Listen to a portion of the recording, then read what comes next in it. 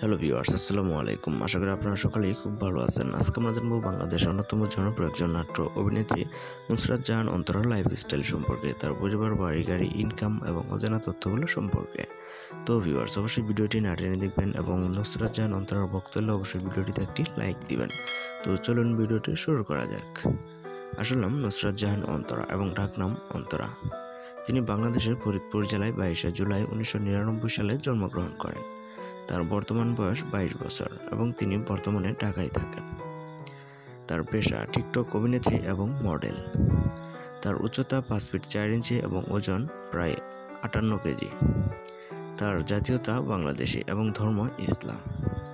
তিনি দীর্ঘ কয়েক বছর ধরে ইগল মিউজিক ইউটিউব চ্যানেলের সাথে কাজ করে যাচ্ছেন। তিনি ইগল মিউজিকের এক সুন্দরী মায়া গানে অভিনয় করেছিলেন এবং স্যামসা ভাইয়ের কি মায়া লাগাইলি মোরে গানে অভিনয় করে ব্যাপক জনপ্রিয়তা অর্জন করে নিয়েছিলেন। এছাড়াও তিনি বেশ কিছু নাটক এবং বিজ্ঞাপনে অভিনয় করেছেন। তার ইনকাম, তিনি প্রতি মাসে 40 থেকে 50 হাজার টাকা কিংবা কয়েক মাসে এর চেয়ে বেশি টাকাও ইনকাম করে থাকেন। তিনি প্রতিটি নাটকে অভিনয়ের জন্য 20 থেকে 30 হাজার টাকা পারিশ্রমিক নিয়ে থাকেন। তার একটি টিকটক আইডি রয়েছে, তার সেই টিকটক আইডির নাম নুসরাত জাহান অন্তরা।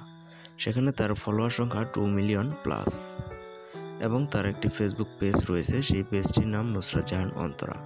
সেখানে তার ফলোয়ার সংখ্যা প্রায় 4 মিলিয়ন প্লাস।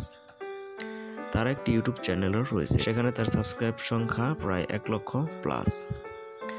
এই হচ্ছে অন্তরার বাবা এবং মা। অন্তরার বৈবাহিক অবস্থা, তিনি বর্তমানে অবিবাহিত। তিনি বর্তমানে সিঙ্গেল রয়েছেন।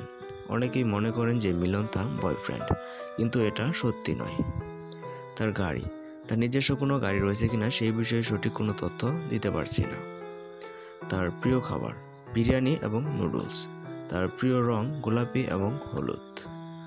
অসাধারণ চেহারা এবং হাসির জন্য অনেক ছেলের ক্রাশে পরিণত হয়েছেন ইতিমধ্যে। তো ভিউয়ার্স, নুসরাত জাহান অন্তরাকে আপনার কাছে কেমন লাগে এবং তার নাটক দেখতে কেমন লাগে অবশ্যই কমেন্টে লিখে যাবেন। আমাদের চ্যানেলের পরবর্তী ভিডিও পেতে চ্যানেলটাকে সাবস্ক্রাইব করবেন। ধন্যবাদ সবাইকে।